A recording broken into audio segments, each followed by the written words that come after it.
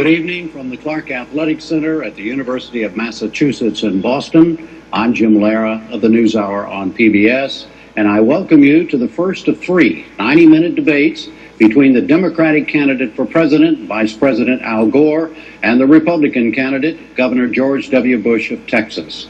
The debates are sponsored by the Commission on Presidential Debates, and they will be conducted within formats and rules agreed to by the Commission and the two campaigns. Tonight's will have the candidates at podiums. No answer to a question can exceed 2 minutes. Rebuttals are limited to 1 minute. But as moderator, I have the option to follow up and to extend any particular give and take another 3.5 minutes. But even then, no single answer can exceed 2 minutes. The candidates, under their rules, may not question each other directly. There will be no opening statements, but each candidate may have up to 2 minutes for a closing statement. The questions and the subjects were chosen by me alone. I have told no one from the two campaigns or the commission or anyone else involved what they are. There's a small audience in the hall tonight. They are not here to participate, only to listen. I have asked and they have agreed to remain silent for the next 90 minutes, except for right now, when they will applaud as we welcome the two candidates, Governor Bush and Vice President Gore.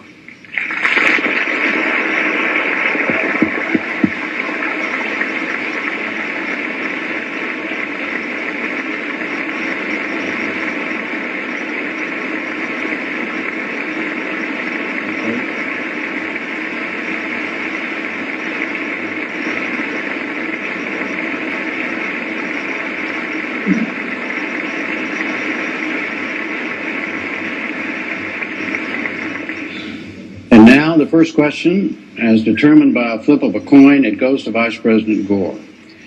Vice President Gore, you have questioned whether Governor Bush has the experience to be President of the United States.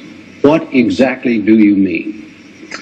Well, Jim, first of all, I would like to thank the sponsors of this debate and the people of Boston for hosting the debate.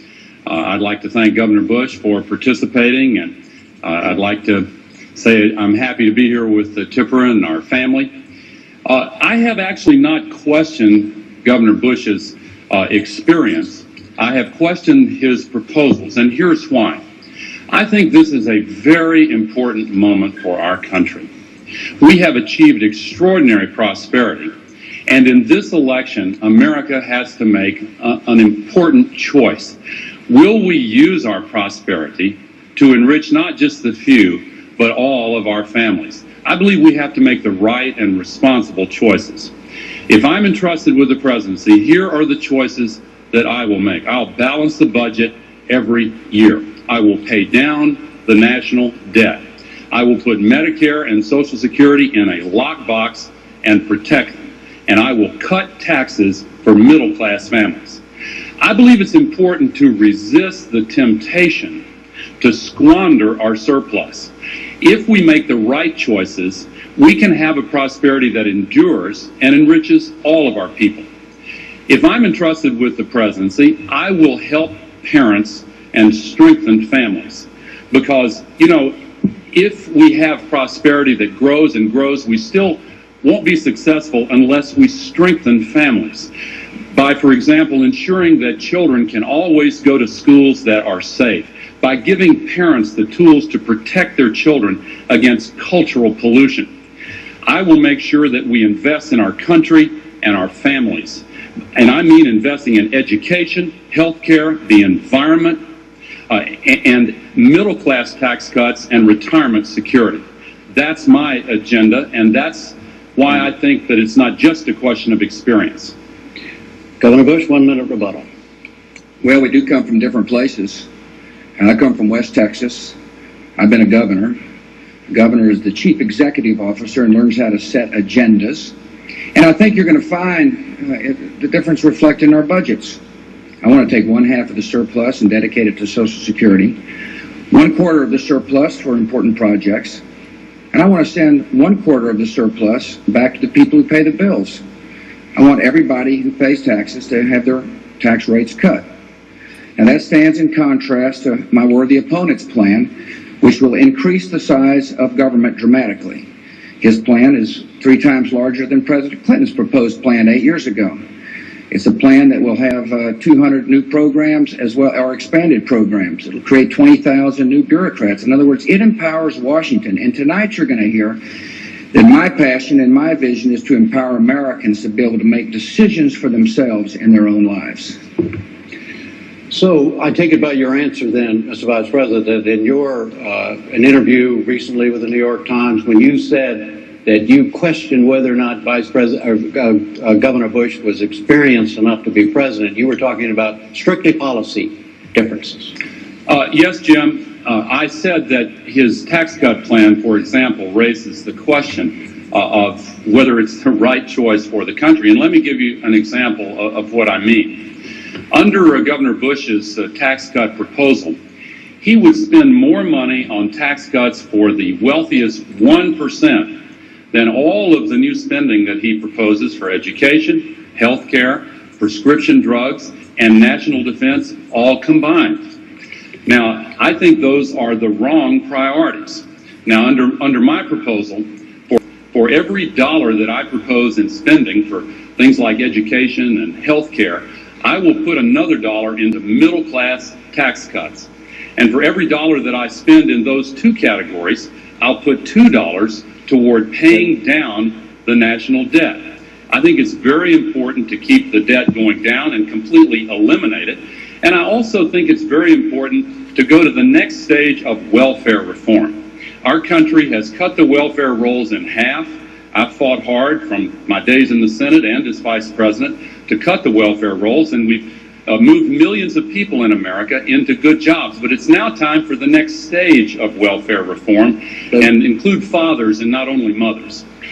We're going to get to a lot of those. Yes, go ahead, Governor. Well, let me just say that obviously tonight we're going to hear some phony numbers about what I think and what we ought to do. People need to know that over the next 10 years there's going to be $25 trillion of revenue that comes into our treasury. We anticipate spending $21 trillion. And my plan says, why don't we pass $1.3 trillion of that back to the people who pay the bills? Surely we can afford 5% of the $25 trillion that are coming to the Treasury to the hardworking people who pay the bills. There's a difference of opinion. My opponent thinks the government, the surplus is the government's money. That's not what I think. I think it's the hardworking people in America's money, and I want to share some of that money with you.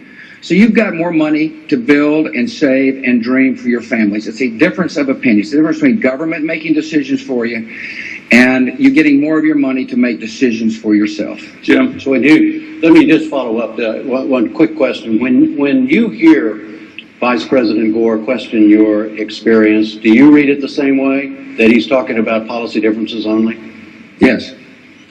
I take him for his word. I mean, I fully recognize I'm not of Washington. I'm from Texas.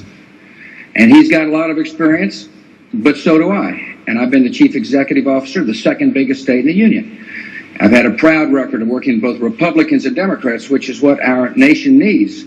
We need somebody who can come up to Washington and say, look, let's forget all the politics and all the finger pointing and get some positive things done on Medicare and prescription drugs and Social Security.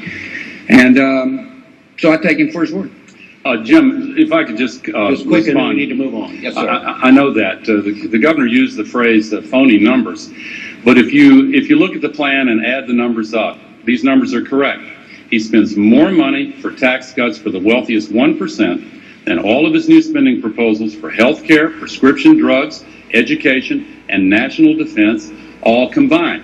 I agree that the surplus is the American people's money. It's your money. That's why I don't think we should give nearly half of it to the wealthiest 1%, because the other 99% have had an awful lot to do with building this surplus and our prosperity. Our 3.5 minutes is up.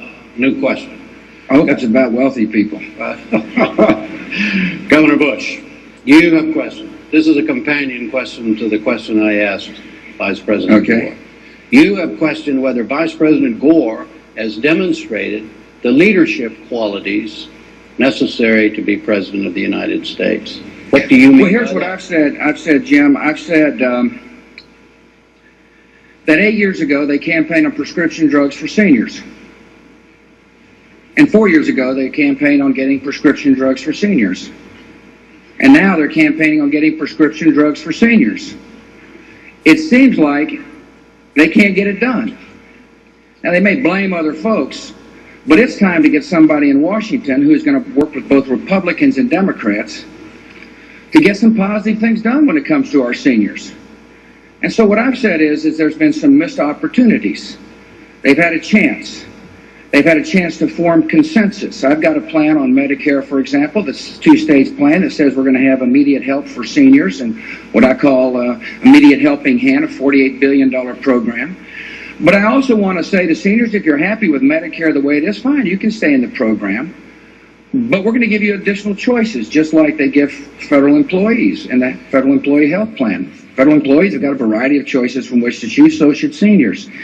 And my point has been, as opposed to politicizing an issue like Medicare, in other words, holding it up as an issue, hoping somebody bites and then try to clobber them over the head with it for political purposes, this year, in the year 2000, it's time to say, let's get it done once and for all. And that's what I have been critical about the administration for. Same in Social Security. I think there was a good opportunity to bring Republicans and Democrats together to reform the Social Security system so the seniors will never go without. Those on Social Security today will have their promise made. But also to give younger workers the option at their choice of being able to manage some of their own money in the private sectors to make sure there's a Social Security system around tomorrow. There's a lot of young workers at our rallies we go to that when they hear that I'm going to trust them at their option to be able to manage under certain guidelines some of their own money to get a better rate of return so that they'll have a retirement plan in the future, they begin to nod their heads, and they want a different attitude in Washington. 1 minute rebuttal, Vice President Gore. Well, Jim, under my plan, all seniors will get prescription drugs under Medicare. The governor has described Medicare as a government HMO. It's not, and let me explain the difference. Under the Medicare prescription drug proposal I'm making, here's how it works. You go to your own doctor, and your doctor chooses your prescription, and no HMO or insurance company can take those choices away from you. Then you go to your own pharmacy, you fill the prescription, and Medicare pays half the cost. If you're in a very poor family or if you have very high costs, Medicare will pay all the costs. A $25 premium and much better benefits that you could possibly find in the private sector. Now here's the contrast. 95% of all seniors would get no help whatsoever under my opponent's plan for the first 4 or 5 years.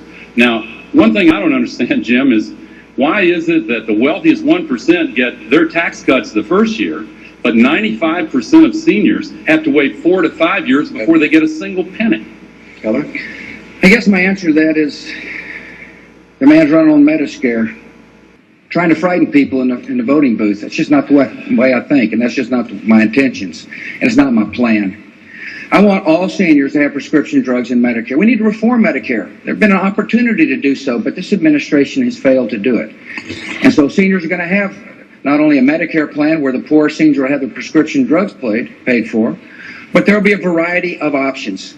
The current system today has meant a lot for a lot of seniors, and I really appreciate the intentions of the current system. And as I mentioned, if you're happy with the system, you can stay in it. But there's a lot of procedures that have not kept up in Medicare with the current times. There's no prescription drug benefits, there's no drug therapies, there's no preventing medicines, there's no vision care. I mean, we need to have a modern system to help seniors. And the idea of supporting a federally controlled 132,000-page document bureaucracy as being a compassionate way for seniors and the only compassionate source of care for seniors is just not my vision. I believe we ought to give seniors more options. I believe we ought to make the system work better. But I know this. I know it's going to require a different kind of leader to go to Washington to say to both Republicans and Democrats, let's come together. You've had your chance, Vice President. You've been there for 8 years, and nothing has been done. And my point is that my plan not only trusts seniors with options, my plan sets aside $3.4 trillion for Medicare over the next 10 years. My plan also says it's going to require a new approach in Washington, D.C. It's going to require somebody who can work across the partisan divide. If I could respond to that, Jim, under my plan, I will put Medicare in an ironclad lockbox and prevent the money from being used for anything other than Medicare. The governor has declined to endorse that idea, even though the Republican as well as Democratic leaders of Congress have endorsed it.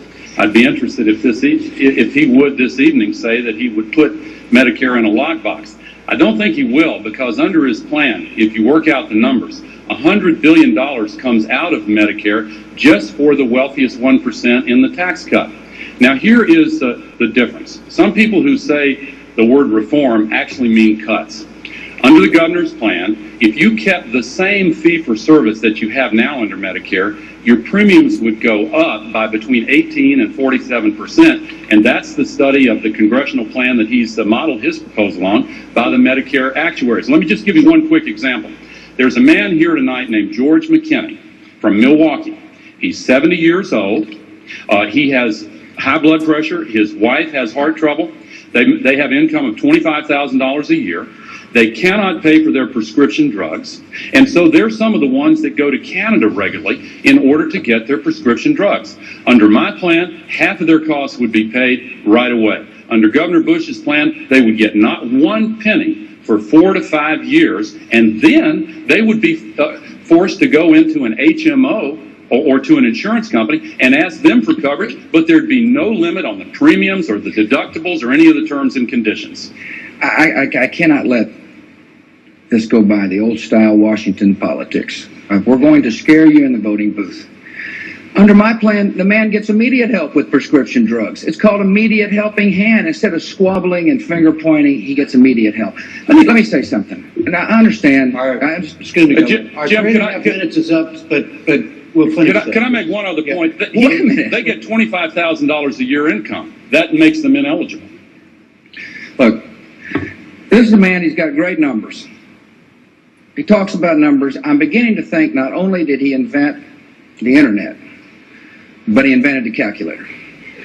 It's fuzzy math. It's a scaring, trying to scare people in a voting booth.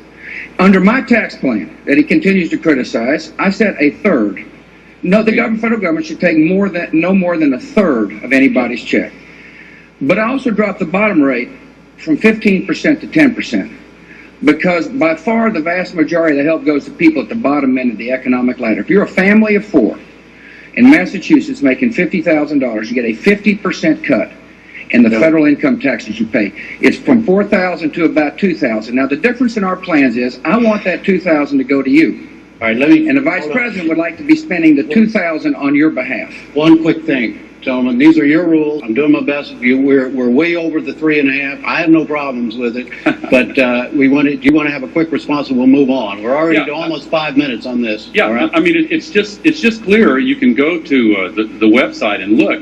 If you make more than $25,000 a year, you don't get a penny of help under the Bush prescription drug proposal for at least 4 to 5 years, and then you're pushed into a Medicare, into an HMO or an insurance company plan, and there's no limit on the premiums or the deductibles or any of the conditions, and the insurance companies say it won't work and they won't offer these plans. Let me ask you both this and we'll move on this subject. As a practical matter, both of you want to bring prescription drugs to seniors, correct? Correct, but the difference is I want to bring it to 100%, and he brings it only to 5%. That's just totally false. Wait a minute, it's just totally false for him to stand up here and say that. Let me make sure the seniors hear me loud and clear. They've had their chance to get something done. I'm going to work with both Republicans and Democrats to reform the system. All seniors will be covered. All poor seniors will have their prescription drugs paid for. In the meantime, we're going to have a plan to help poor seniors. And in the meantime, could be 1 year or 2 years. Okay, I don't know. Let me call your attention to the key word there. He said all poor seniors. No, wait a minute. All seniors are covered under prescription drugs in my plan. In the first year? If we can get it done in the first year, you bet. Yours is phased in. No. It's a 2-phase plan, Jim. And for the first 4 years, it takes a year to pass it. And then for the first 4 years, only the poor are covered. Middle-class seniors like George McKinney and his wife are not covered for 4 to 5 years. I've got an idea. Okay. If you have any more to say about this, you can say it in your closing statements. We'll move on, okay? New question.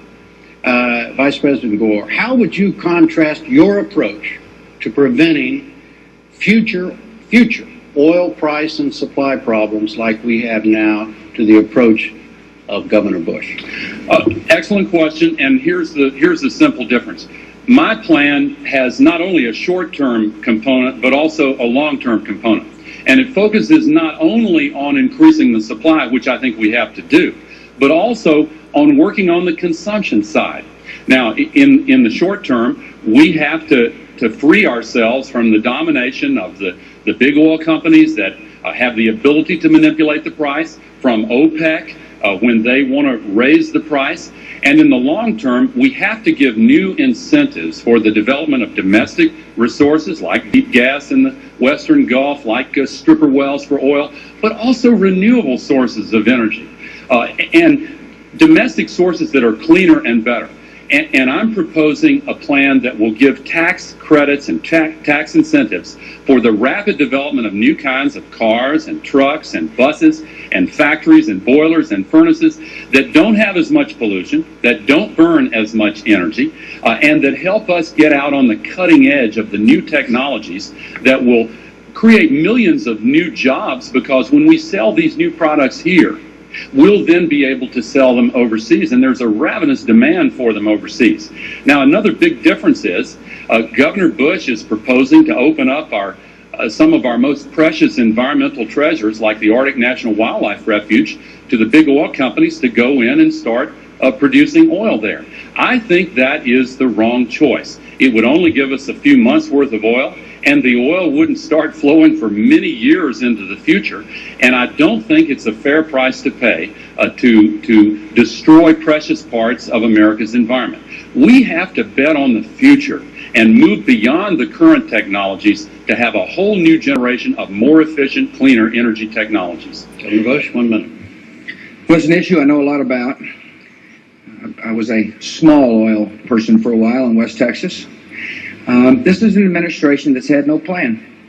And all of a sudden, the results of having no plan have caught up with America. First and foremost, we got to make sure we fully fund LIHEAP, which is a way to help low-income folks, particularly here in the East, pay for their high fuel bills. Secondly, we need an active exploration program in America. The only way to become less dependent on foreign sources of crude oil is to explore at home. And you bet I want to open up a small part of Alaska, because when that field is online, it will produce 1 million barrels a day. Today, we import 1 million barrels from Saddam Hussein.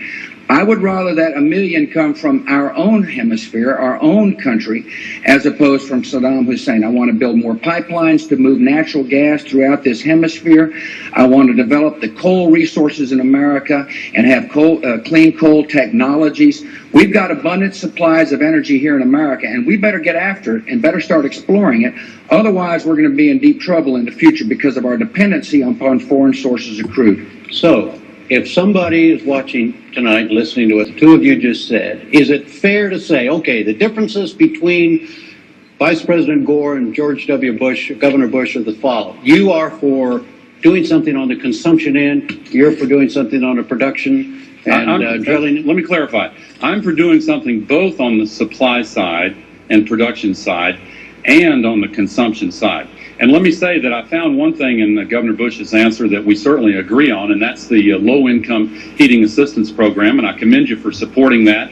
I worked to get $400 million just a couple of weeks ago, and to establish a permanent home heating oil reserve here in the Northeast. Now, as for the proposals that I've worked for renewables and conservation and efficiency and the new technologies, the fact is, for the last few years in the Congress, we faced a lot of opposition to them. They've only approved about 10% of the agenda that I've helped to send up there. And I think that we need to get serious about this energy crisis, both in the Congress and in the White House. And if you entrust me with the presidency, I will tackle this problem and focus on new technologies that will make us less dependent on big oil or foreign oil. How would you draw the difference? Well, I would first say that you should have been tackling it for the last 7 years. And secondly, the difference is that we need to explore at home. And the Vice President doesn't believe in exploration, for example, in Alaska. There's a lot of shut-in gas that we need to be moving out of Alaska by pipeline. There's an interesting issue up in the Northwest as well, and that is whether or not we remove dams that produce hydroelectric energy. I'm against removing dams in the Northwest. I don't know where the Vice President stands, but that's a renewable source of energy we need to keep in line. I was in coal country yesterday in West Virginia. There's an abundant supply of coal in America. I know we can do a better job of clean coal technologies. I'm going to ask the Congress for $2 billion to make sure that we have the cleanest coal technologies in the world. My answer to you is that in the short term, we need to get after it here in America.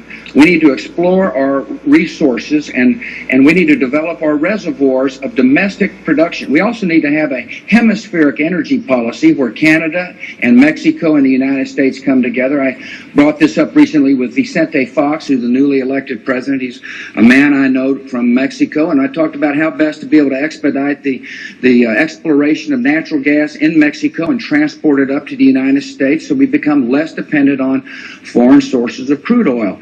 This is a major problem facing America. The administration did not deal with it. It's time for a new administration to deal with the energy problem. If I just briefly, Jim, I know I found a couple of other things that we agree on, and we may not find that many this evening, so I wanted to emphasize them.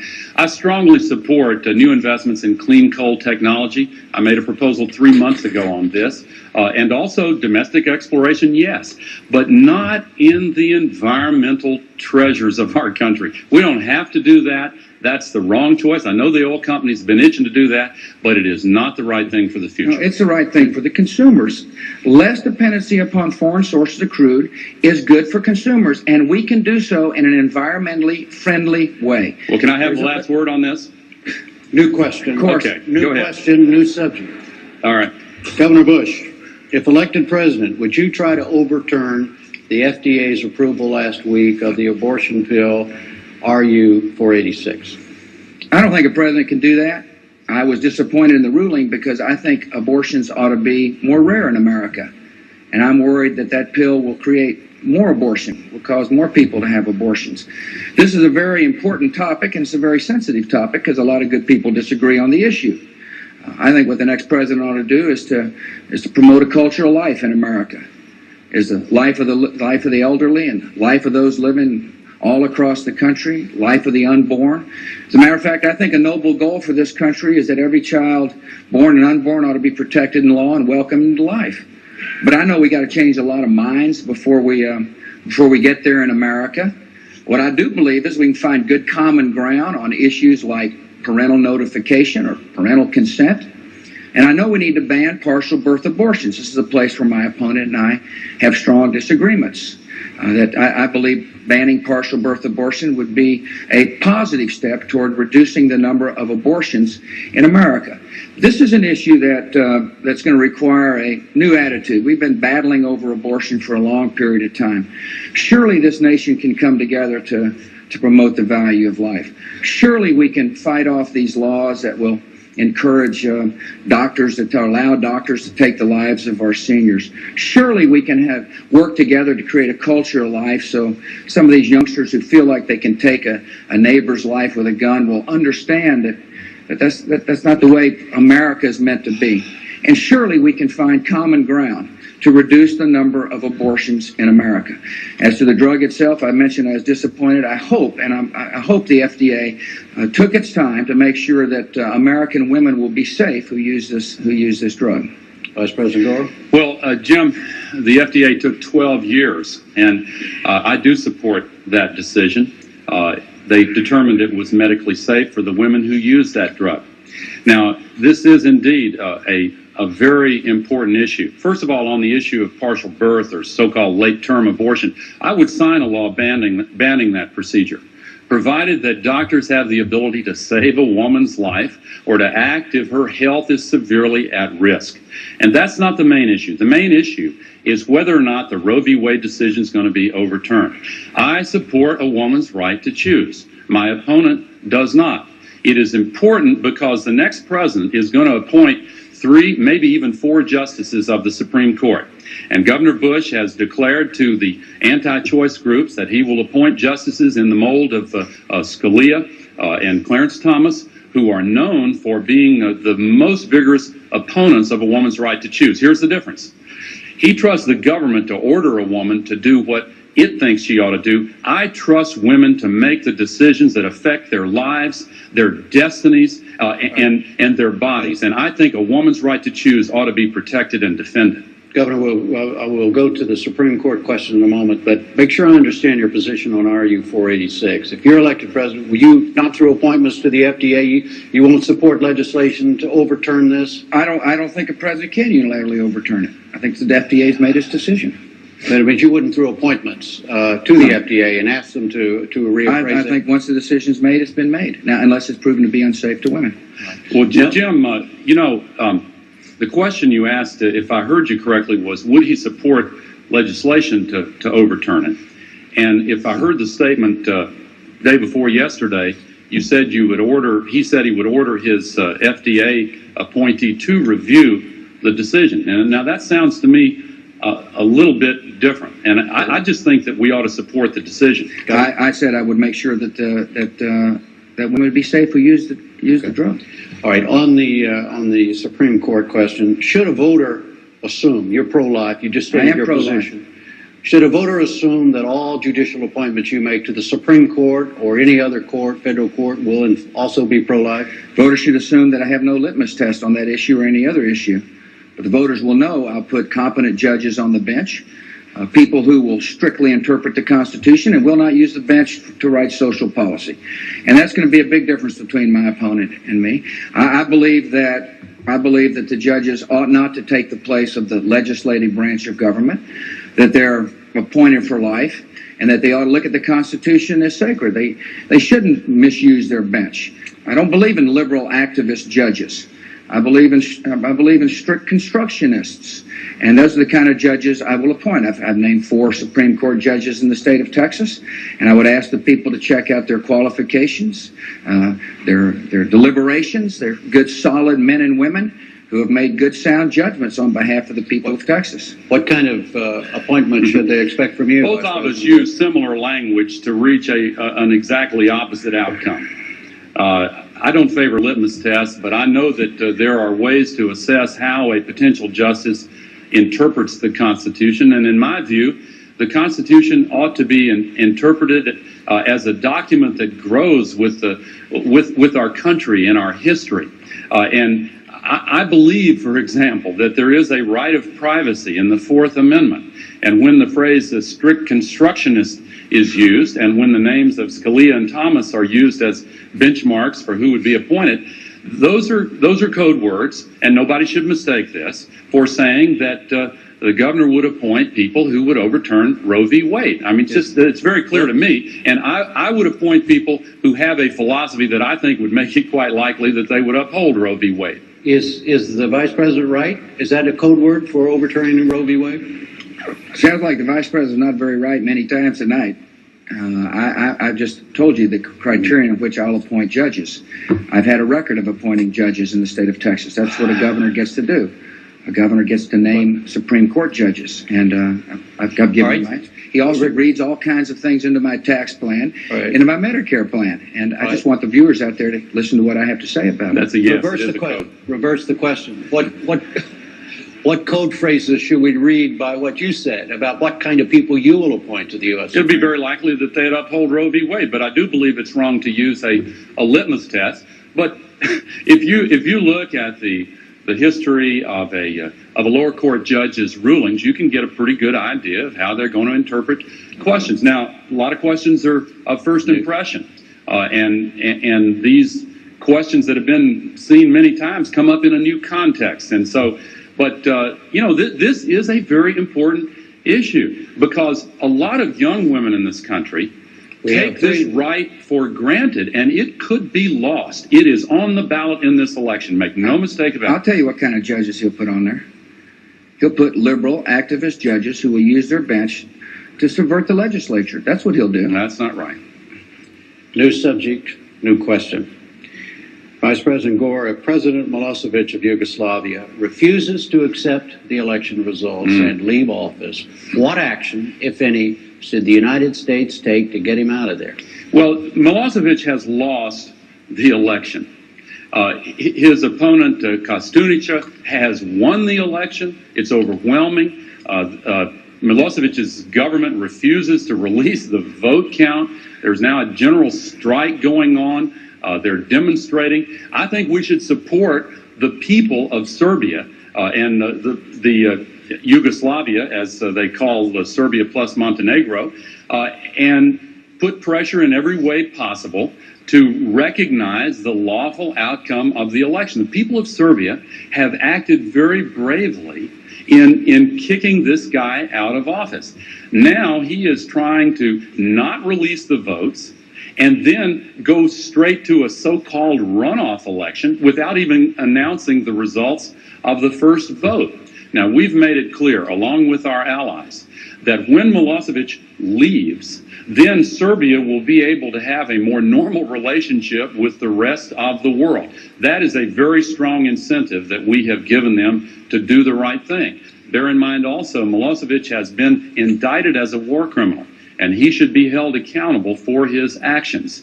Now, we have to take measured steps because the sentiment within Serbia is, for understandable reasons, still against the United States because their nationalism has led, even if they don't like Milosevic, they still have some feelings lingering from the NATO action there. So we have to be intelligent in the way we go about it.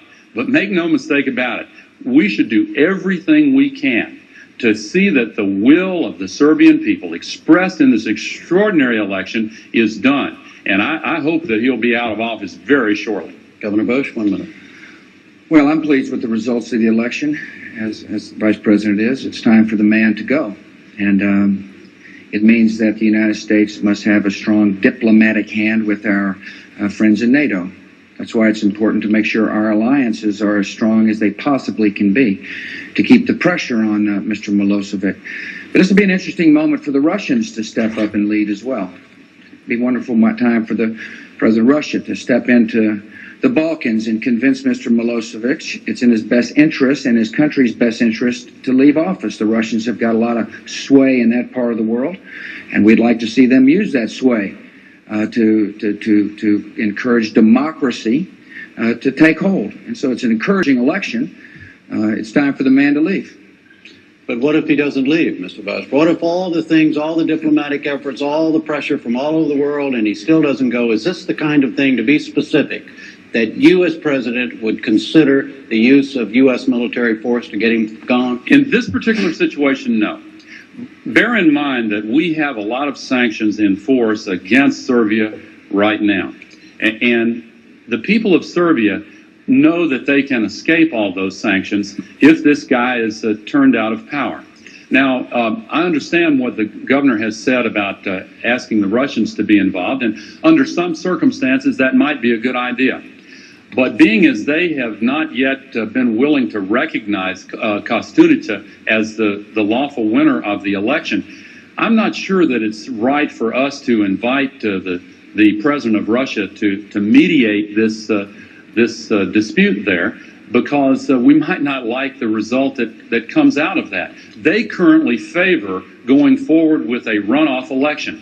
I think that's the wrong thing. I think the governor's instinct is not necessarily bad, because we have worked with the Russians in a constructive way in Kosovo, for example, to end the conflict there.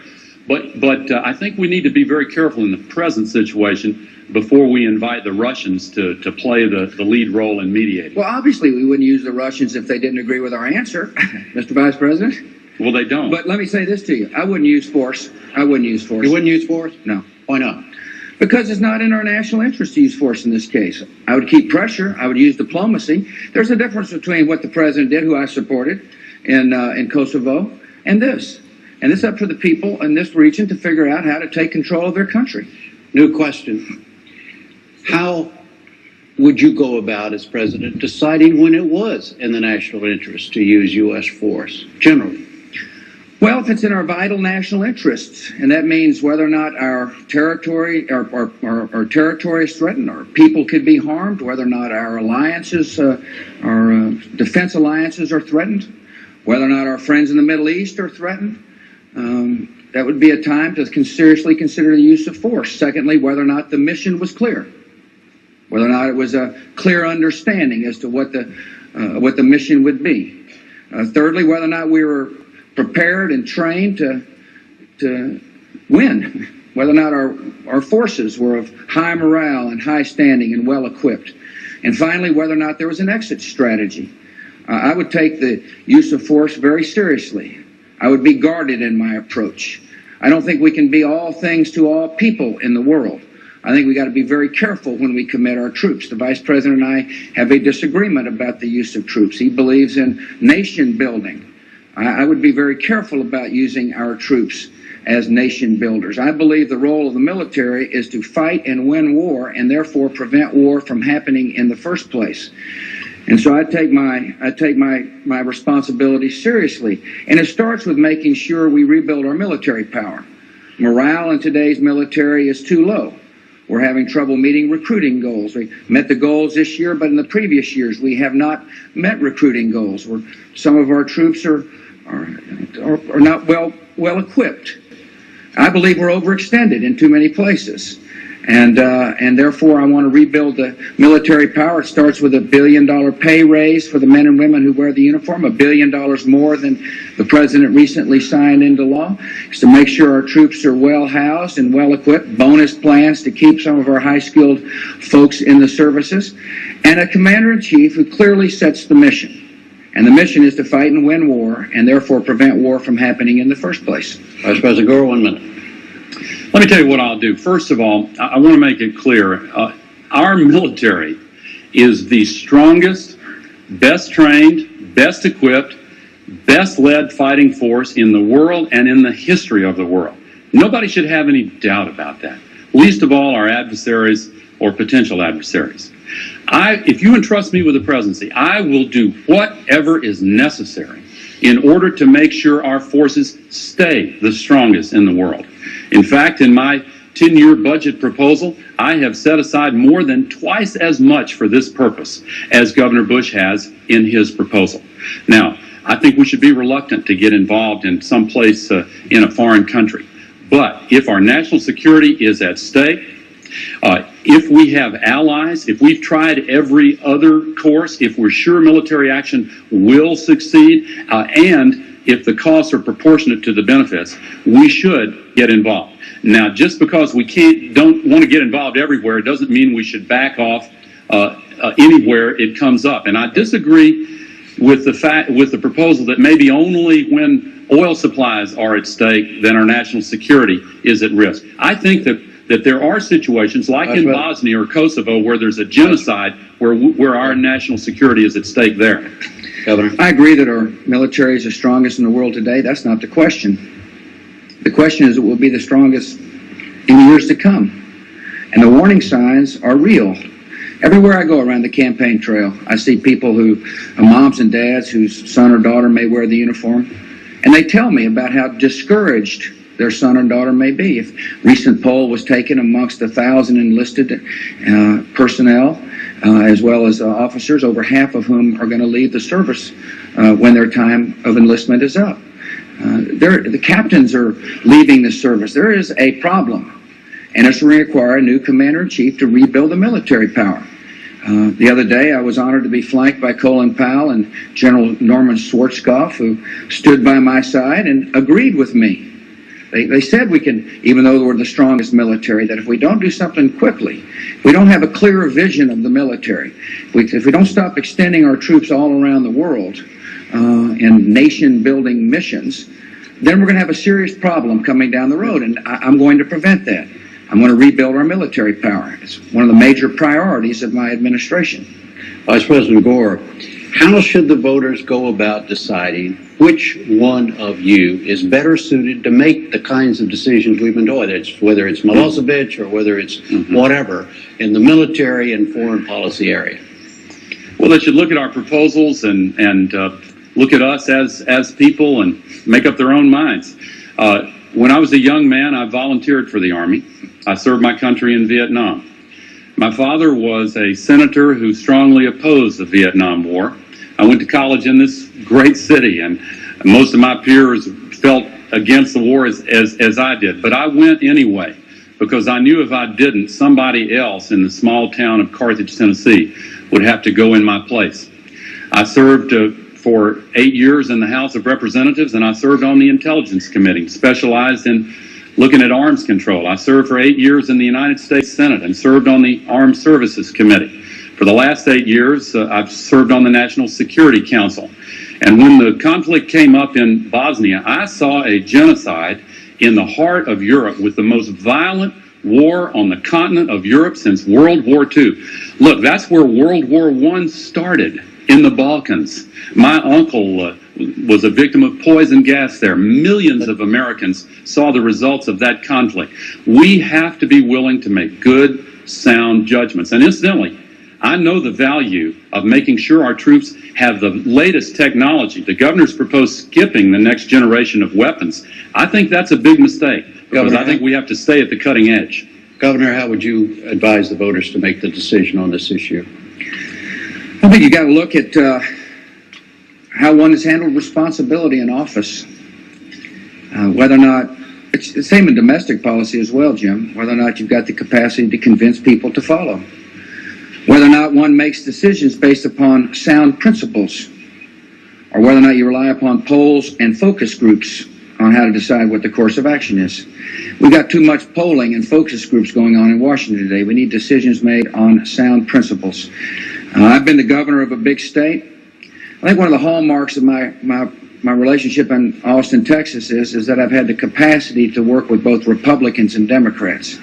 I think that's an important part of leadership. I think what it means to build consensus. I've shown I know how to do so. As a matter of fact, tonight in the audience, there's one elected state senator who's a Democrat, a former state rep who's a Democrat, one statewide officer who's a Democrat. I mean, there's a lot of Democrats who are here in the debate. Go ahead. Go ahead. Because they want to show their support that shows I know how to lead. And so the fundamental answer to your question, who can lead and who has shown the ability to get things done? If I could say, we're way over the 3.5 minutes. Go ahead. I think one of the key points in foreign policy and national security policy is the need to reestablish the old-fashioned principle that politics ought to stop at the water's edge. When I was in the United States Congress, I worked with former President Reagan to modernize our strategic weaponry and to pursue arms control in a responsible way. When I was in the United States Senate, I worked with former President Bush, your father, and was one of only a few Democrats in the Senate to support the Persian Gulf War. I think bipartisanship is a national asset, and we have to find ways to reestablish it in foreign policy and national security policy. In a word, do you have a problem with that? Yeah, why haven't they done it in 7 years? New subject, new question. Should the voters of this election, Vice President Gore, see this on domestic area, in the domestic area, as a major choice between competing political philosophies? Oh, absolutely. This is a very important moment in the history of our country.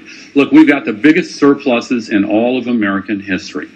Well, the key question that has to be answered in this election is, will we use that prosperity wisely in a way that benefits all of our people and doesn't go just to the few? Almost half of all the tax cut benefits, as I said, under Governor Bush's plan, go to the wealthiest 1%. I think we have to make the right and responsible choices. I think we have to invest in education, protecting the environment, health care, a prescription drug benefit that goes to all seniors, not just to the poor, under Medicare, not relying on HMOs and insurance companies. I think that we have to help parents and strengthen families by dealing with the kind of inappropriate entertainment material that families are just heartsick that their children are exposed to.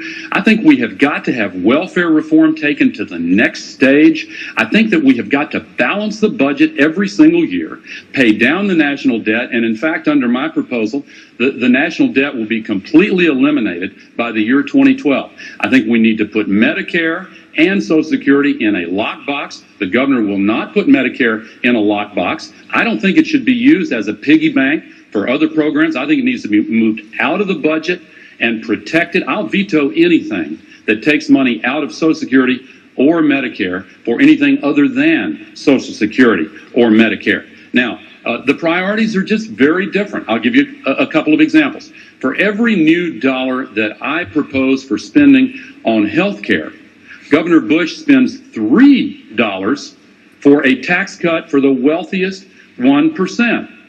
Now, for every dollar that I propose to spend on education, he spends $5 on a tax cut for the wealthiest 1%. Those are very clear differences. Governor? 1 minute. Man's practicing fuzzy math again. There's differences. Under Vice President Gore's plan, he's going to grow the federal government in the largest increase since Lyndon Baines Johnson in 1965. And we're talking about a massive government, folks. We're talking about adding to or increasing 200 new programs, 20,000 new bureaucrats. Imagine how many IRS agents it's going to take to be able to figure out his targeted tax cut for the middle class that excludes 50 million Americans. There is a huge difference in this campaign. He says he's going to give you tax cuts. 50 million of you won't receive it. He said in his speech he wants to make sure the right people get tax relief. That's not the role of a president to decide right and wrong. Everybody who pays taxes ought to get tax relief. After my plan is in place, the wealthiest Americans will pay a higher percentage of taxes than they do today. And the poorest of Americans, 6 million families, 7 million people, won't pay any tax at all. It is a huge difference. It's the difference between big, exploding federal government that wants to think on your behalf and a plan that meets priorities and liberates working people to be able to make decisions on your own. Let me just say, Jim, you haven't heard the governor deny these numbers. He's called them phony, he's called them fuzzy, but the fact remains, almost 30% of his proposed tax cut goes only to Americans that make more than $1 million per year. More money goes to the. Can I have a rebuttal here? Sure, but I just want to see if he buys that. No, let me just tell you what the facts are. The facts are, after my plan, the wealthiest of Americans pay more taxes of the percentage of the whole than they do today. Secondly, if you're a family of four making $50,000 in Massachusetts, you get a 50% tax cut. Let me give you one example. The Strunk family in Allentown, Pennsylvania, I campaigned with them the other day. They make $51,000 combined income. They pay about $3,800 in taxes, or $3,500 in taxes. Under my plan, they get $1,800 of tax relief.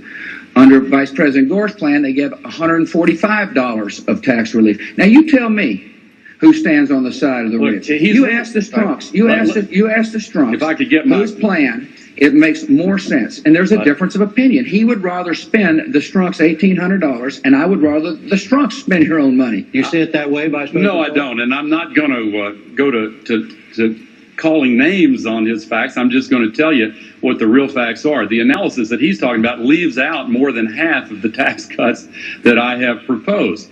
And if you just add the numbers up, he still hasn't denied it. He spends more money on a tax cut for the wealthiest 1% than all of his new proposals for prescription drugs, health care, education, and national defense combined. Now, those are the wrong priorities. $665 billion over 10 years for the wealthiest 1%. Now, and as I said, almost 30% of it goes to Americans that make more than $1 million per year. Every middle-class family is eligible for a tax cut under my proposal. Let me give you some specific examples. I believe that college tuition up to $10,000 a year ought to be tax deductible so middle-class families can choose to send their children to college. I believe that all seniors should be able to choose their own doctors and get prescription drugs from their own pharmacists, with Medicare paying half the bill. I believe that parents ought to have more choices with charter schools and public school choice to send their kids always to a safe school. We need to make education the #1 priority in our country and treat teachers like the professionals that they are. And that's why I have made it the #1 priority in my budget, not a tax cut for the wealthy. Yeah, let me talk about tax cuts one more time. This is a man whose plan excludes 50 million Americans. Not so.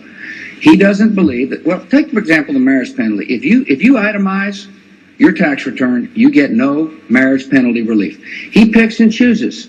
He decides who the right people are. It's a fundamental difference of opinion. I want my fellow Americans to hear one more time. We're going to spend $25 trillion. We're going to collect $25 trillion of revenue over the next 10 years. And we're going to project it to spend $21 trillion. Now, surely we can send 5% of that back to you all who pay the bills. There is a problem. I want to say something, Jim. Wait a minute. Okay. This man's been disparaging my plan with all this Washington fuzzy math. I want you to hear a problem we've got in America. If you're a single mother making $22,000 a year and you've got 2 children, under this tax code, For every additional dollar you make, you pay a higher marginal rate on that dollar than someone making $200,000 a year, and that is not right. And so my plan drops the rate from 15% to 10% and increases the child credit from $500 to $1,000 to make the code more fair for everybody, not just a few, not just, you know, a handful. Everybody who pays taxes ought to get some relief. All right, having cleared that up, we're going to a new question. Education. Governor Bush, both of you have promised dramatically to change dramatically public education in this country. But of the public money spent on education, only 6% of it is federal money. Right. You want to change 100% of public education with 6% of the money. Is that possible? Well, I tell you, we can make a huge difference by saying if you receive federal money, we expect you to show results. Let me give you a story about public ed, if I might, Jim. It's about KIPP Academy in Houston, Texas. It's a charter school run by some people from Teach for America. Young folks that say, well, I'm going to do something good for my country. I want to teach. A guy named Michael runs the school. It's a school full of so-called at-risk children. So it's how we unfortunately label certain children. It means basically they can't learn. It's a school of strong discipline and high standards. It's one of the best schools in Houston. And here are the key ingredients: high expectations, strong accountability. What Michael says is, don't put all these rules on us. Just let us teach and hold us accountable for every grade. And that's what we do. And as a result, these young, mainly Hispanic youngsters, are some of the best learners in Houston, Texas. That's my vision for public education all around America. Many of you viewers don't know, but Laura and I sent our girls to public school. We went to Austin High School, and many of the public schools are meeting the call. But unfortunately, a lot of schools are trapping children in schools that just won't teach and won't change. So here's the role of the federal government. One is to change Head Start into a reading program. Two is to say that if you want to access reading money, you can do so, because the goal is for every single child to learn to read. There must be K through 2 diagnostic tools. There's teacher training money available. Three, we've got to consolidate federal programs to free districts, to free the schools, to encourage innovators like Michael, to let schools reach out beyond the confines of the current structure to recruit teach for the children type teachers. Four, we're going to say if you receive federal money, measure 3rd grade, 4th grade, 5th grade, 6th grade, 7th grade, 8th grade, and show us whether or not children are learning to read and write and add and subtract. And if so, there'll be a bonus plan. But if not, instead of continuing to subsidize failure, the money will go to the parents, so the parent can choose a different public school. The federal money attributed to the child will go to the parent for public school or charter school or tutorial or Catholic school. What I care about is children, and so does Michael Feinberg. And you know what? It can happen in America with the right kind of leadership. Vice President Gore? Look, we agree on a couple of things on education. I strongly support new accountability. So does Governor Bush. I strongly support local control. So does Governor Bush. I'm in favor of testing as a way of measuring performance. Every school district, have every state test the children. I've also proposed a voluntary national test in the 4th grade and 8th grade, and a form of testing that the governor has not endorsed. I think that all new teachers ought to be tested, including in the subjects that they teach. We've got to recruit 100,000 new teachers, and I have budgeted for that. We've got to reduce the class size so that the student who walks in has more one-on-one time with the teacher. We ought to have universal preschool, and we ought to make college tuition tax deductible up to $10,000 a year.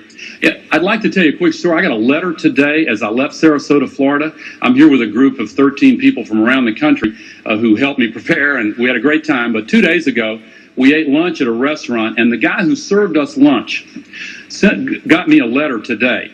His name is Randy Ellis. He has a 15-year-old daughter named Kaylee, who's in Sarasota High School.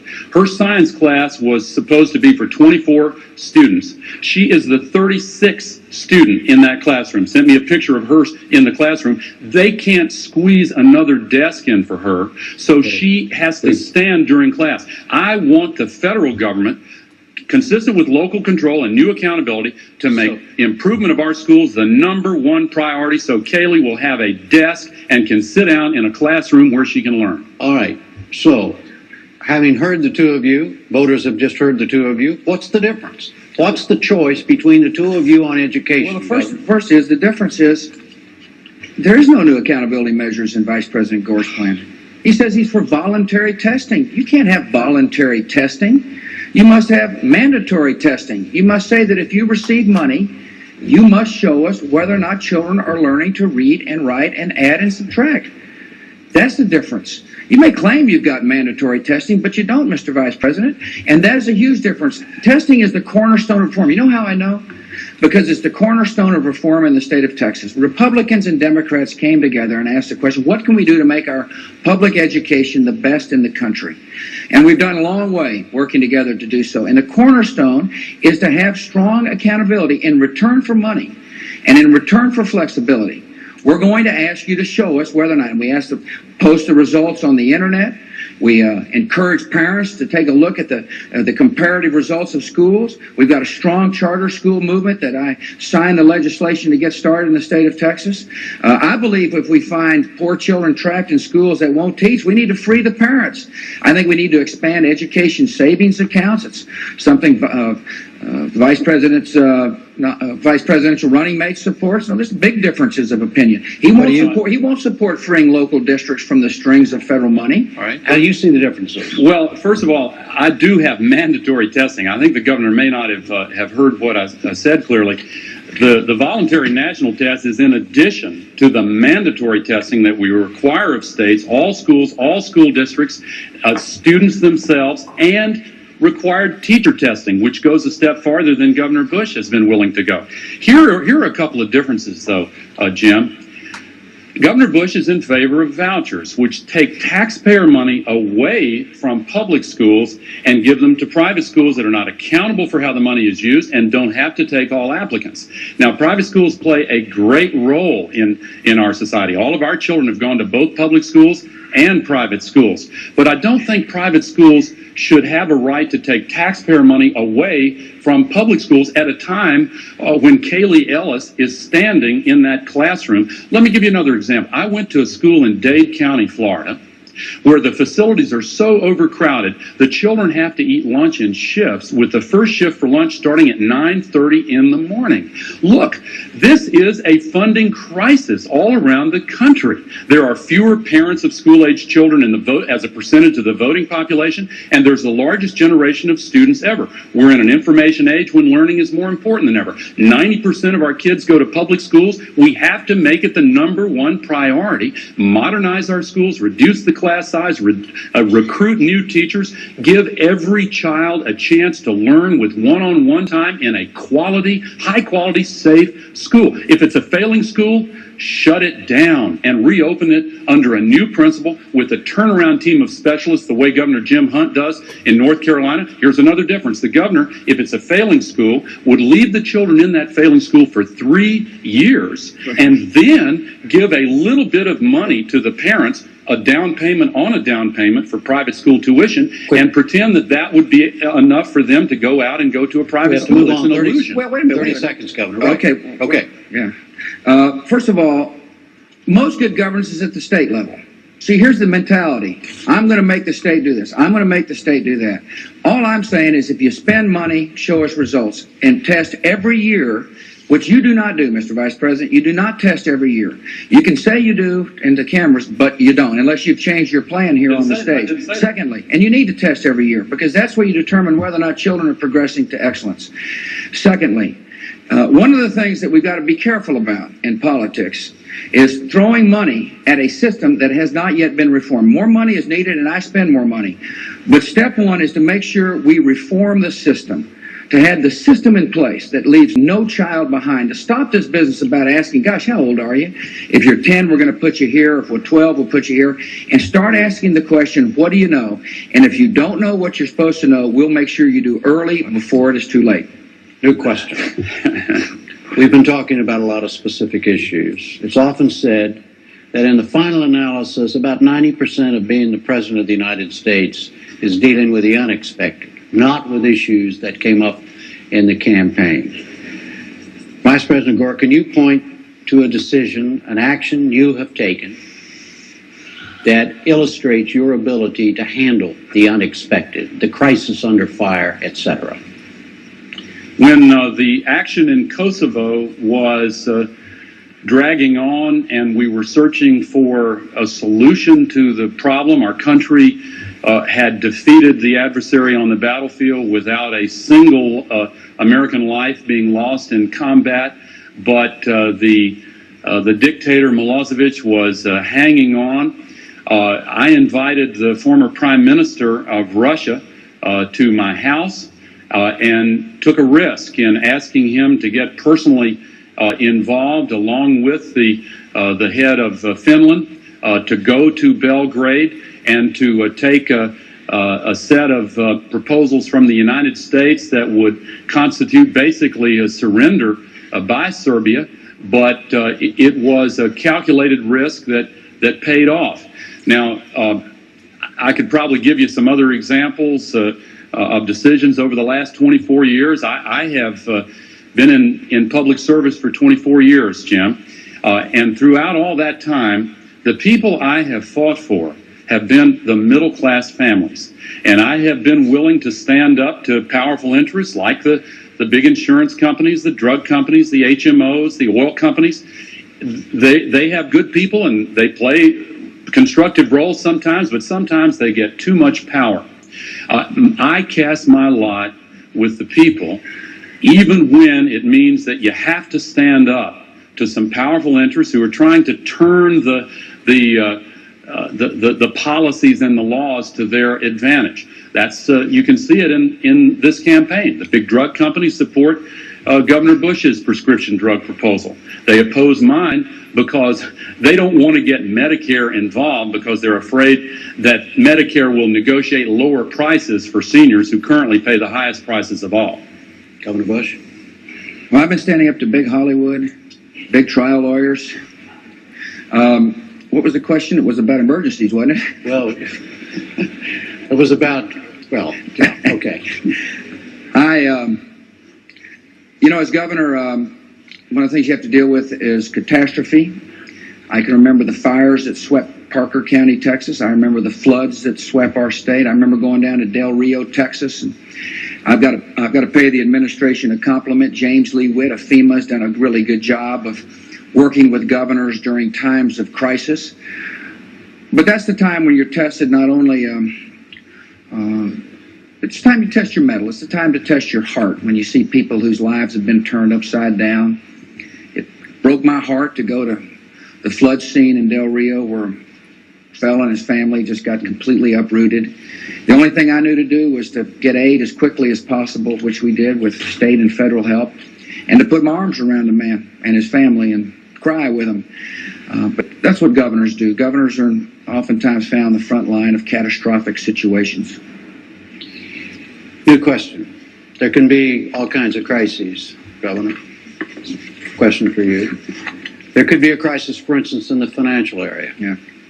The stock market could take a tumble. There could be a failure of a major financial institution. What is your general attitude toward government intervention in such events? Well, it depends, obviously, but what I would do first and foremost is I would get in touch with the Federal Reserve Chairman, Alan Greenspan, to find out all the facts and all the circumstances. I would have my Secretary of Treasury be in touch with the financial centers, not only here but at home. I would make sure that key members of Congress were called in to discuss the gravity of the situation. And I would come up with a game plan to deal with it. That's what governors end up doing. We end up being problem solvers. We come up with practical, common sense solutions for problems that we're confronted with. And in this case, in case of a financial crisis, I would gather all the facts before I made the decision as to what the government ought or ought not to do. Vice President Gore? Yeah, first I want to compliment the governor on his response to those fires and floods in Texas. I accompanied James Lee Witt down to Texas when those fires broke out, and FEMA has been a major flagship project of our reinventing government efforts, and I agree, it works extremely well now. On the international financial crises that come up, my friend Bob Rubin, former Secretary of Treasury, is here. He's a very close advisor to me and a great friend in all respects. I have had a chance to work with him and Alan Greenspan and others on the crisis following the collapse of the Mexican peso, when the Asian financial crisis raised the risk of worldwide recession that could affect our economy. And now, of course, the euro's value has been dropping, but seems to be under control. But it started for me in the last 8 years when I had the honor of casting the tie-breaking vote to end the old economic plan here at home and put into place a new economic plan that has helped us to make some progress. 22 million new jobs and the greatest prosperity ever, but it's not good enough. And my attitude is, you ain't seen nothing yet. We need to do more and better. So, Governor, would you agree there is no basic difference there on intervening, the federal government intervening in what might be seen by others to be a private financial crisis, if it's that severe? No, there's no difference on that. There is a difference, though, as to what the economy has meant. I think the economy has meant more for the Gore and Clinton folks than the Gore and Clinton folks have meant for the economy. I think most of the economic growth that has taken place is a result of ingenuity and hard work and entrepreneurship. And that's the role of governments, to encourage that. But in terms of the response to the question, no. Okay. Can I comment on that? You may. See, I think that the American people deserve credit for the great economy that we have, and it's their ingenuity. I agree with that. But they were working pretty hard 8 years ago, and they had ingenuity 8 years ago. The difference is we've got a new policy, and instead of concentrating on tax cuts mostly for the wealthy, I want tax cuts for the middle class families, and I want to continue the prosperity and make sure that it enriches not just the few, but all of our families. Look, we have gone from the biggest deficits to the biggest surpluses. We've gone from a triple dip recession during the previous 12 years to a tripling of the stock market. Instead of high unemployment, we've got the lowest African American and lowest Latino unemployment rates ever in history, and 22 million new jobs. But it's not good enough. Too many people have been left behind. We have got to do much more, and the key is job training, education, investments in healthcare and education, the environment, retirement security, and incidentally, we have got to preserve Social Security, and I am totally opposed to diverting $1 out of every $6 away from the Social Security Trust Fund, as the governor has proposed, into the stock market. I want new incentives for savings and investment for the young couples who are working hard so they can save and invest on their own on top of Social Security, not at the expense of Social Security as the governor proposes. 2 points. One, a lot of folks are still waiting for that 1992 middle-class tax cut. I remember Vice President saying, just give us a chance to get up there. We're going to make sure you get tax cuts. It didn't happen. And now he's having to say it again. It's just, they've had their chance to deliver a tax cut to you. Secondly, the surest way to bust this economy is to increase the role and the size of the federal government. The Senate Budget Committee did a study of the Vice President's expenditures. They've been projected that it could conceivably bust the budget by $900 billion. That means he's either going to have to raise your taxes by $900 billion or go into the Social Security surplus for $900 billion. This is a plan that is going to increase the bureaucracy by 20,000 people. His targeted tax cut is so detailed, so much fine print, that it's going to require numerous IRS agents. Now, we need somebody to simplify the code, to be fair, to continue prosperity by sharing some of the surplus with the people who pay the bills, particularly those at the bottom end of the economic ladder. But if I could respond, Jim, what he's quoting is not the Senate Budget Committee. It is a partisan press release by the Republicans on the Senate Budget Committee. It's not worth the government, the taxpayer-paid paper that it's printed on. Now, as for 20,000 new bureaucrats, as you call them, the size of the federal government will go down in a Gore administration. In the Reinventing Government program means that people like Winifred Skinner from Des Moines, Iowa, who's here, would really have a much harder time, because there are millions of seniors who are living almost hand to mouth. And you talk about cutting benefits, I don't go along with it. I am opposed to it. I'm also opposed to a plan that diverts $1 out of every $6 away from the Social Security Trust Fund. You know, Social Security is a trust fund that pays the checks this year with the money that's paid into Social Security this year. The governor wants to divert $1 out of every $6 off into the stock market, which means that he would drain $1 trillion out of the Social Security Trust Fund over in this generation, over the next 10 years, and Social Security under that approach would go bankrupt within this generation. His leading advisor on this plan actually said that would be okay, because then the Social Security Trust Fund could start borrowing. It would borrow up to $3 trillion. Now, Social Security has never done that, and I don't think it should do that. I think it should stay in a lockbox, and I'll tell you this, I will veto anything that takes money out of Social Security for privatization or anything else other than Social Security. Governor? Well, I thought it was interesting that on the 2 minutes he spent about $1.5 million on my plan, which means he doesn't want you to know that what he's doing is loading up IOUs for future generations. He puts no real assets in the Social Security system.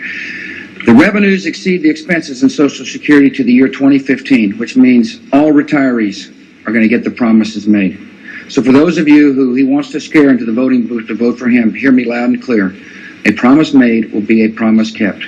And you bet we want to allow younger workers to take some of their own money. See, that's the difference of opinion. The vice president thinks it's the government's money.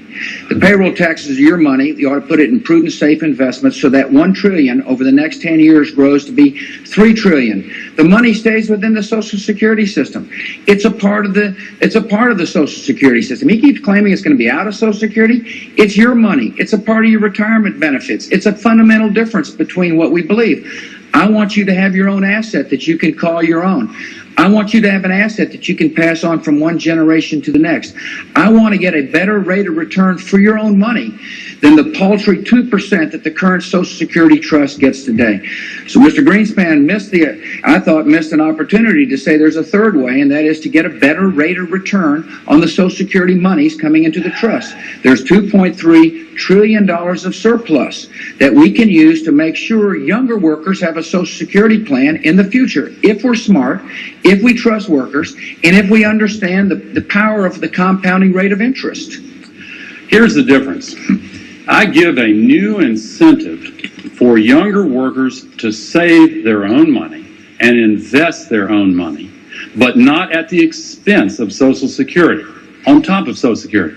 My plan is Social Security plus. The governor's plan is Social Security minus. Your future benefits would be cut by the amount that's diverted into the stock market, and if you make bad investments, that's too bad.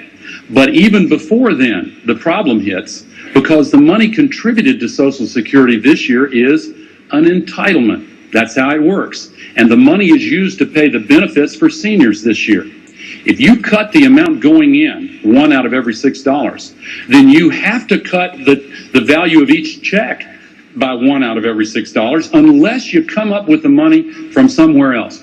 I would like to know from the governor, I know we're not supposed to ask each other questions, but I'd be interested in knowing, does that $1 trillion come from the trust fund, or does it come from the rest of the budget? No. There's enough money to pay seniors today in the current affairs of Social Security. The trillion comes from the surplus. Surplus is more money than needed. Let me tell you what your plan is. It's not Social Security plus, it's Social Security plus huge debt is what it is. You leave future generations with tremendous IOUs. It's time to have a leader that doesn't put off, tomorrow what we should do today. It's time to have somebody to step up and say, look, let's let younger workers take some of their own money and under certain guidelines invest it in the private markets. The safest of federal investments yields 4%. That's twice the amount of rate of return in the current Social Security Trust. There's a fundamental difference of opinion here, folks. Younger worker after younger worker. Here's my call that says, I trust you. And you know what? The issue is changing because seniors now understand that the promise made will be a promise kept. But younger workers now understand we better have a government that trusts them, and that's exactly what I'm going to do. Can I respond to that, Jim? This is a big issue. This is a big issue. Could we do another round on it? We're almost out of time. Well, just briefly, when FDR established Social Security, they didn't call them IOUs. They called it the full faith and credit of the United States. If you don't have trust in that, I do. And right. If you take it out of the surplus in the trust fund, that means the trust fund goes bankrupt in this generation within 20 years. Go ahead. Well, this is a government that thinks a 2% rate of return on your money is satisfactory. It's not.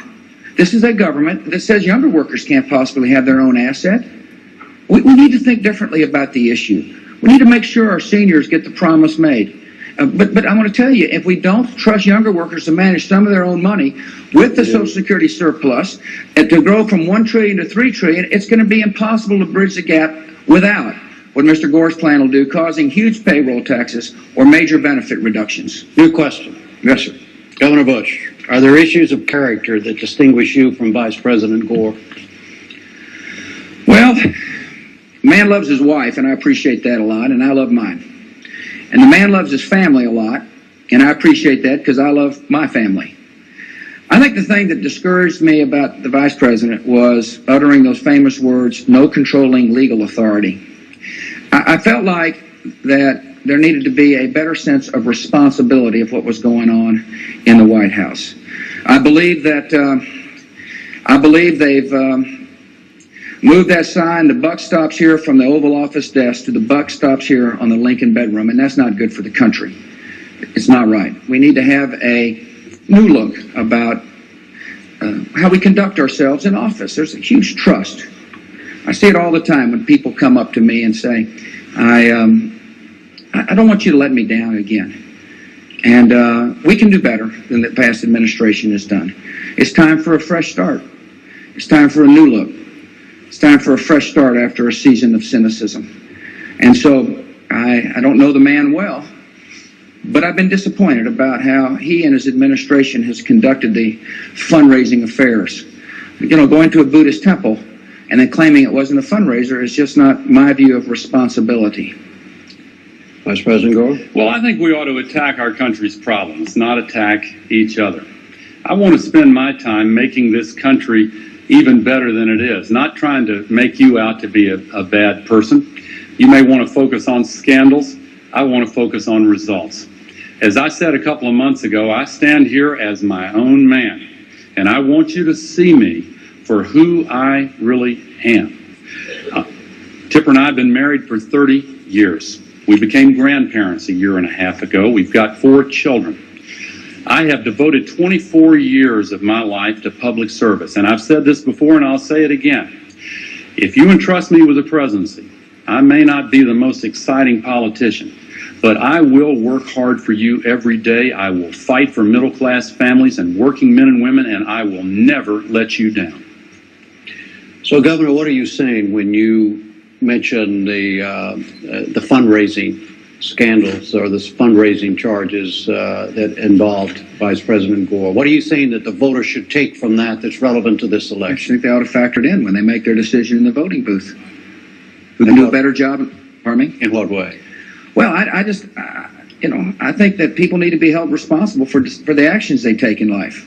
Yeah. I think that. Go ahead. Excuse me. Well, I think that's part of the need for a cultural change. We need to say that each of us need to be responsible for what we do, and people in the highest office of the land must be responsible for decisions they make in life. And that's the way I've conducted myself as governor of Texas, and that's the way I'll conduct myself as president of the United States, should I be fortunate enough to earn your vote.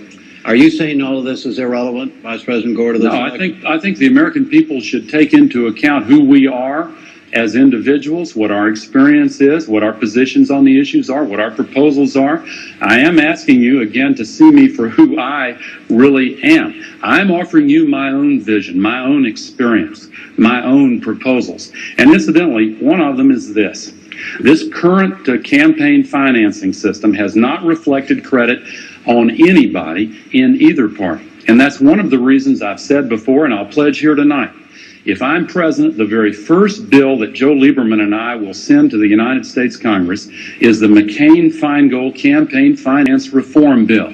And the reason it's that important is that all of the other issues, whether prescription drugs for all seniors that are opposed by the drug companies, or the Patient's Bill of Rights to take the decisions away from the HMOs and give them to the doctors and nurses, opposed by the HMOs and insurance companies, all of these other proposals are going to be a lot easier to get passed for the American people if we limit the influence of special interest money and give democracy back to the American people. And I wish Governor Bush would join me this evening in endorsing the McCain-Feingold Campaign Finance Reform Bill. Governor Bush? You know, this man has no credibility on the issue. As a matter of fact, I read in the New York Times where he said he co-sponsored the McCain-Feingold campaign fundraising bill. But he wasn't in the Senate with Senator Feingold. And so, look, what you need to know about me is I'm going to uphold the law. I'm going to have an attorney general that enforces the law. That it's the time for campaign funding reform is after the election. This man has outspent me. The special interests are outspending me. And I am not going to lay down my arms in the middle of a campaign for somebody who's got no credibility on the issue. Senator McCain said in, excuse me, one sec, Vice President Gore. Senator McCain said in August, it doesn't matter which one of you is President of the United States in January, there's going to be blood on the floor of the United States Senate, and he's going to tie up the United States Senate until campaign finance reform is passed that includes a ban on soft money. First of all, would you support that effort by him, or would you sign a bill that is finally passed that included? Well, I would support an effort to ban corporate soft money and labor union soft money, so long as there was dues checkoff. I've campaigned on this ever since the primaries. I believe there needs to be instant disclosure on the internet as to who's given to whom. I think we need to fully enforce the law. I mean, I think we need to have an attorney general that says if laws are broken, we'll enforce the law. Be strict about it. Be firm about it. Look, Governor Bush, you have attacked my character and credibility, and I am not going to respond in kind. I think we ought to focus on the problems and not attack each other. And one of the serious problems, hear me well, is that our system of government is being undermined by too much influence coming from special interest money. We have to get a handle on it. And like John McCain, I have learned from experience, and it's not a new position for me. 24 years ago, I supported full public financing of all federal elections. And anybody who thinks I'm just saying it'll be the first bill I send to the Congress, I want you to know I care passionately about this, and I will fight until it becomes law. I want people to hear what he just said. He is for full public financing of congressional elections. I'm absolutely adamantly opposed to that. I don't want the government financing congressional elections. Sorry. I would just say on that wonderful note of disagreement, we have to stop here. And we want to go now to your closing statements. Governor Bush is first. You have 2 minutes. Thank you, Jim. Thank the University of Massachusetts. Mr. Vice President, thank you. It's been a good, lively exchange. Obviously, we have huge differences of opinion. Mine is that I want to empower people in their own lives. I also want to go to Washington to get some positive things done. It's going to require a new spirit, a spirit of cooperation. It's going to require the ability of a Republican president to reach out across the partisan divide and to say to Democrats, let's come together to do what's right for America. It's been my record as governor of Texas. It'll be how I conduct myself if I'm fortunate enough to earn your vote as president of the United States. I want to finally get something done on Medicare. I want to make sure prescription drugs are available for all seniors. And I want seniors to have additional choices when it comes to choosing their health care plans.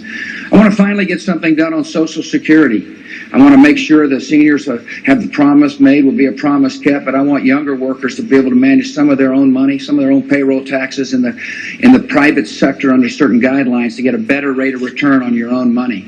I want to rebuild our military to keep the peace. I want to have a strong hand when it comes to the United States and world affairs.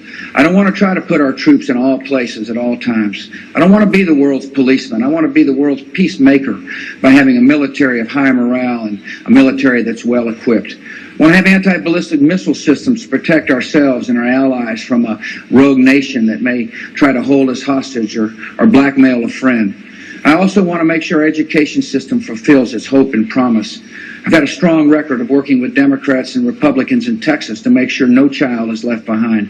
I understand the limited role of the federal government, but it can be a constructive role when it comes to reform by insisting that there be strong accountability systems. Now, my intentions are to earn your vote and earn your confidence. I'm asking for your vote. I want you to be on my team, and for those of you working, thanks from the bottom of my heart. And for those of you making up your mind, I'd be honored to have your support. Vice President Gore, 2 minutes. I want to thank everybody who watched and listened tonight, because this is indeed a crucial time in American history. We're at a fork in the road. We have this incredible prosperity, but a lot of people have been left behind.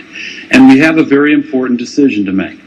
Will we use the prosperity to enrich all of our families and not just the few? One important way of looking at this is to ask, who are you going to fight for? Throughout my career in public service, I have fought for the working men and women of this country, middle-class families. Why? Because you are the ones who have the hardest time paying taxes, the hardest time making ends meet. You are the ones who are making car payments and mortgage payments and doing right by your kids. And a lot of times there are powerful forces arrayed against you. And make no mistake about it, they do have undue influence in Washington, D.C., and it makes a difference if you have a president who will fight for you. I know one thing about the position of president. It's the only position in our Constitution that's filled by an individual who is given the responsibility to fight not just for one state or one district or the well-connected or wealthy, but to fight for all of the people, including especially those who most need somebody who will stand up and take on whatever powerful forces might stand in the way. There's a woman named Winifred Skinner here tonight from Iowa. I mentioned her earlier. She's 79 years old. She has Social Security. I'm not going to cut her benefits or support any proposal that would.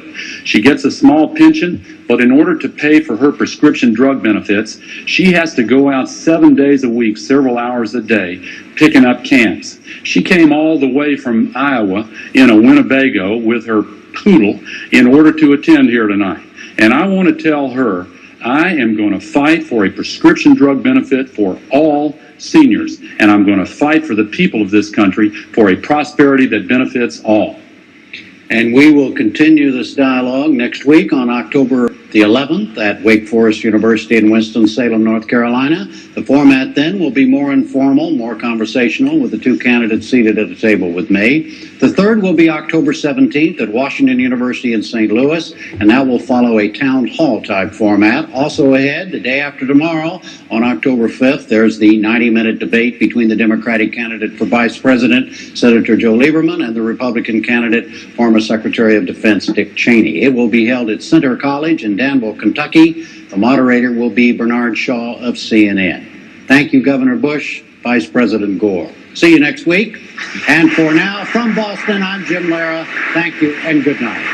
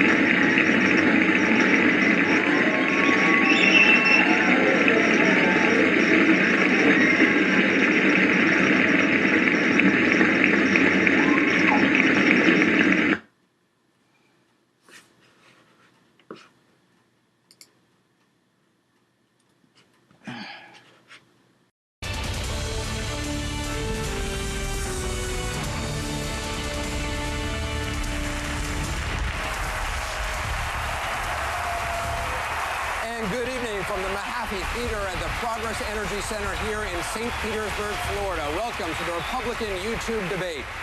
Over the next 2 hours, the 8 Republican candidates for president will be questioned here on this stage by you, Americans who submitted video questions to us through the website YouTube. Now, all the questions tonight come from you.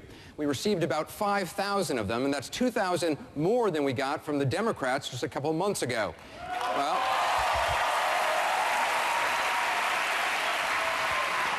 I don't know what it means, but we got 2,000 more. As you're going to see tonight, tonight's questions are also very different from those sent to the Democrats in style and in substance. The program tonight is also going to be a little different. As you all can see, the candidates right now are not on the stage yet. The traveling press pool is here. They're awaiting the arrival of the candidates. They're going to be introduced tonight by Florida's governor. And to bring him on, here is Jim Greer, the chairman of the Republican Party of Florida. Mr. Greer.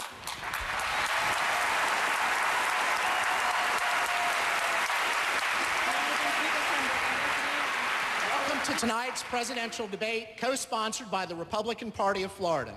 It is my pleasure tonight to introduce the man who has brought new ideas to state government and whose leadership has been embraced by the voters of Florida and who has become the nation's most popular governor. Ladies and gentlemen, Governor Charlie Crist.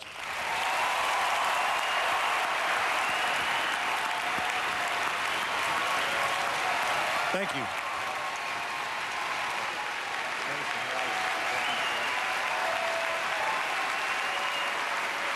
Thank you very much. Thank you. Thank you, and welcome to the Sunshine State. It's great to have this debate in Florida and my hometown of St. Petersburg. It's an important evening. We're going to hear from some great candidates, great Republicans, and we should have fun with it. The questions come from the people, as Anderson said. This is truly the people's debate. But it's also important to understand what we're talking about. The future of America, about integrity, about honor, about duty, and about loyalty. That's what America always has stood for and always will. So let's meet some of these great candidates. First, Congressman Duncan Hunter. Good to see you. Hey. Okay. Thanks, Dad. Okay, appreciate it. Charlie, how you doing? Hey. Thank you. Congressman Ron Paul.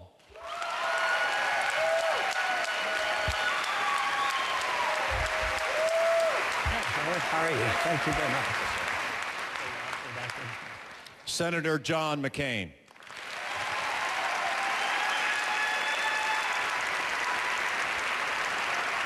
Charlie, how you doing, Ron? Glad to see you. Good to see you. Senator Fred Thompson. Hey. How you doing? Governor, how you doing? I see you. Mayor Rudy Giuliani.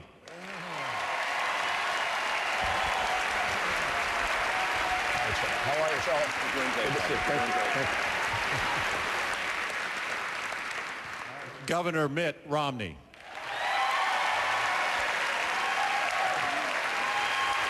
Hey, Charlie. Thank you. Thanks, Rudy. Fred. Governor Mike Huckabee.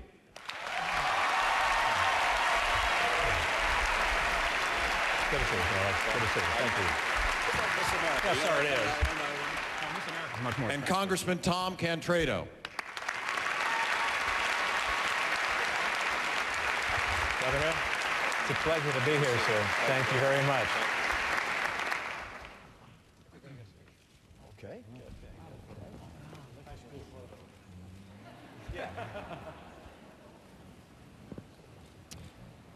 Okay, John King is standing by, as well as Gloria Borger. Gloria, a lot of elbows being thrown on the campaign trail the last couple of days. What are you expecting tonight? Well, I think tonight you might see a lot of elbows being thrown at Mitt Romney. He's really the guy to beat out there. He's been ahead in Iowa and New Hampshire. He's looking in his rearview mirror now. He sees Mike Huckabee moving up on him in Iowa, and every other candidate has a shot in New Hampshire, so he's the target. John King, this Rasmussen poll shows Mike Huckabee right now in the lead in Iowa. He is moving up in Iowa, Anderson, and that is part of a debate about which Republican Party, what will the Republican Party look like when it picks its new leader. Mike Huckabee is someone who is running on the anti-abortion agenda, as are so many of the other candidates tonight, but the national frontrunner is Rudy Giuliani, who favors abortion rights. Not since Ronald Reagan won in 1980 has the Republican Party even brokered the notion of having a nominee who supported abortion rights. You also have a Republican president at this moment, and one of the candidates on stage, Senator McCain, who are behind that big so-called comprehensive immigration reform that would give legal status to 12 million or more illegal immigrants in the United States. Well, now, opposition to that legislation is one of the defining debates in the Republican Party. So from a personality standpoint and a substantive standpoint, this is a fascinating time as the Republican Party decides who its leader will be and what its agenda will be after George W. Bush passes from the stage, Anderson. And Gloria, the clock is ticking toward Iowa. Absolutely, and they know that right now, starting with this debate, they've really got to define themselves, differentiate themselves, because the voters in Iowa still pretty much are undecided. So it's anyone's game right now. The holidays are coming up, and this is one opportunity for each of these candidates to tell the voters who he is and why he's different from the other guy. We are just watching the traveling press pool leave the auditorium. We'll get started in just a moment. Welcome, candidates. Good to have you all on the stage. Thanks for being here.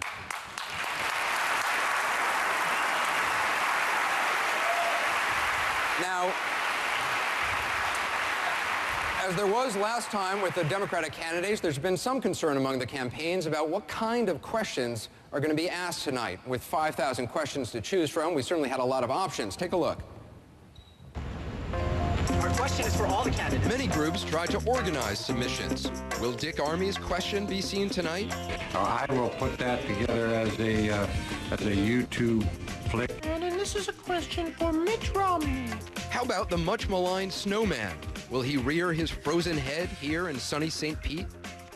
So he wants to know what you would do about me and other kids like me, the unwitting children of illegal, well, you know. Dennis Kucinich may have seen a UFO, but we'll have no little green men here in Florida. I'm the ghost of Richard Nixon. We won't be seeing Richard Nixon, or little kids used to make adult points. Will be enough money for me? Though there is one question where kids may make an appearance. Whether it will be a family from Spring Arbor, Michigan. My fellow Republicans. And don't worry, we've tried to keep out most of the Abe Lincolns and Ben Franklins, and all of the animals, both stuffed. My name is Sparky. And real. Schmoopsy here with a question for the Republican candidate. That's right. That's right. Sadly, Schmoopsy will not be heard from tonight. The candidates will have 90 seconds to answer the YouTube questions, the questions that are asked directly to them, 30 seconds for any follow-up questions that I may ask. There are no lights, there are no bells, there are no buzzers, no electric shocks. We prefer the honor system here. We'll warn the candidates when they need to wrap things up. We also will insist that candidates stay on the question that was being asked and not stray off to an earlier or another topic. Americans put a lot of time into submitting these questions. We think they deserve direct answers. Finally, tonight, we are not in the business of discouraging applause from our audience here or passion, but please, if it gets out of control, we will ask the crowd here to keep it down just a little bit. All right, let's begin. The governor introduced the candidates. He did a very good job of it, but one Republican YouTube user wanted to do that also, and he does it in a way that reminds us this is definitely a new kind of debate. Here's Chris Nandor from Sammamish, Washington. The grand old party's looking for somebody who can lead, someone who is electable and adheres to our creed. Some say the group is not diverse, they're white, they're men, but wait. The Dems have just one candidate, Republicans have 8. Rudy's leading all the polls, but can he win the base? Mitt changed on abortion, history he can't erase. Ron Paul would end the FDA, and that is just a start. Fred has just begun to run, but sure does look the part. Hunter tells us what to do in foreign policy debates. Huckabee's compassionate and lost a lot of weight. Tancredo says let's build a fence across the whole Southwest. McCain is loved by many and hated by the rest. We don't know who we're voting for. We don't know who will win. That's why we use YouTube to ask our questions of these men. Time is short.